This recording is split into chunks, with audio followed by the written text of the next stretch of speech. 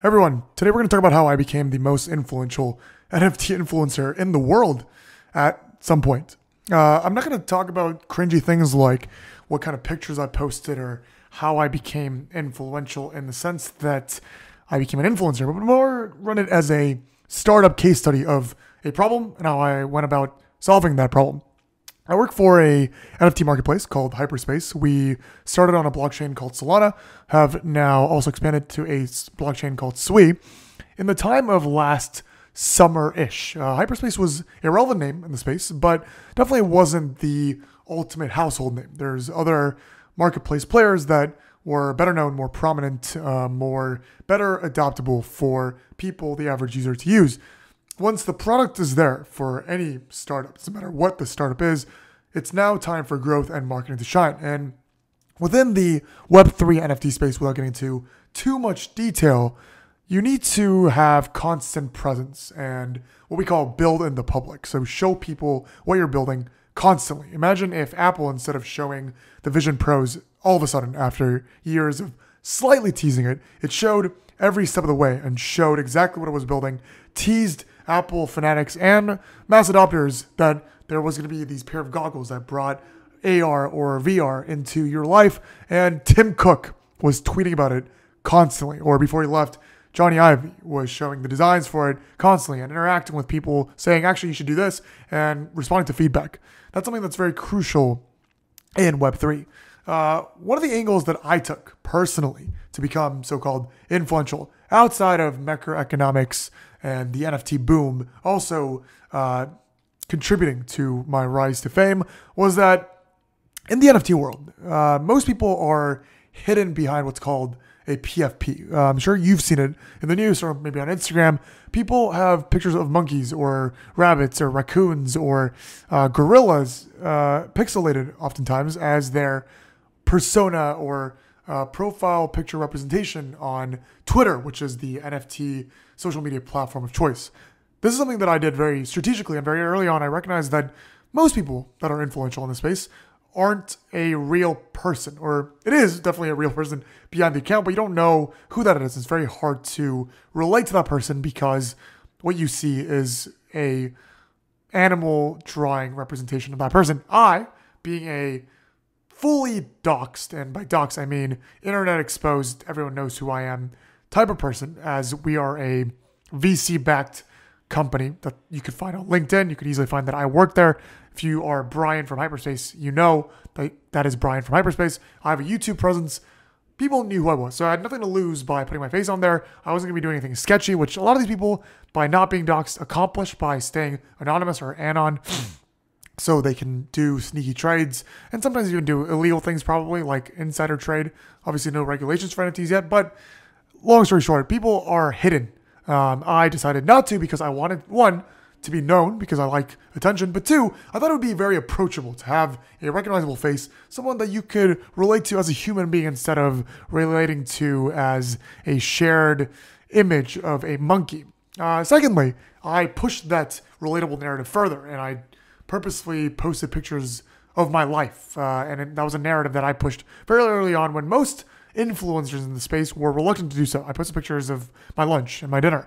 I started this trend called I Love Being Korean by posting Korean food. I shared details of my personal life that wasn't too personal to share, everlastingly increasing my intimacy with these folks online. And I wanted to believe, and it directly correlated with our rise, not only in market share, but our overall brand value as Hyperspace being a main marketplace on Solana and also an approachable marketplace, a marketplace that people felt familiarity with. And a lot of these people that I've only known online, oftentimes when I met them at in real life events that didn't take place for months after this rise in fame, came and acted as if they've known me for a full long time because they knew my life. I posted my life online in association with this product, and people started associating Brian as Hyperspace and Hyperspace as Brian. It's a phenomenon that I like to call Web3 marketing at its core that people like Elon Musk has really pioneered, who Tesla really isn't a Web3 company, but when you think about Tesla, you think of Elon, and when you think of Elon, you think of Tesla. And what he represents is representative of the Tesla brand, and what I represent started representing what the Hyperspace brand is. And we were very keen on not only being friendly, but also being honest, being transparent, being good builders, being transparent builders, and also not afraid to call out the BS that happened in this industry. One of the main things that occurred in the Solana ecosystem and NFT ecosystem is the idea of creator royalties. I won't get into technicals, but essentially what was owed to the creators or the builders, the project makers of this industry was taken away by decisions made by other marketplaces that were being hypocritical and going back and forth in what they decided to do and then ultimately not decided to do. We, as a platform and also as individuals, as we had a stage now for talking, call these people out. And people like that. People liked fighting for justice and fighting for the ethos of Web3. And I think that became intermingled with what Hyperspace stood for. Of course, as you might imagine now, there's negatives of that because now there's a stance that we have to take. There's fallbacks we might be criticized on. But I think it's important to be opinionated in a space and in a world where being opinionated is often criticized. And it's scary to do so.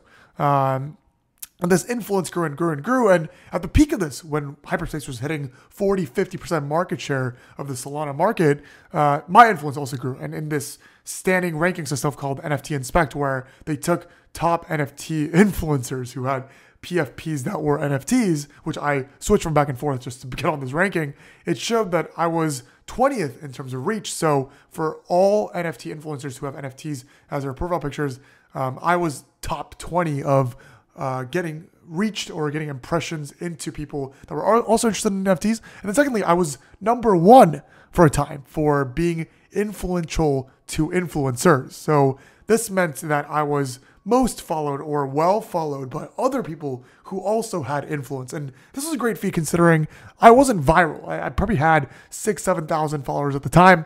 Hyperspace, of course, is relatively famous within the Solana space, but definitely not a well-known name across all of Web3.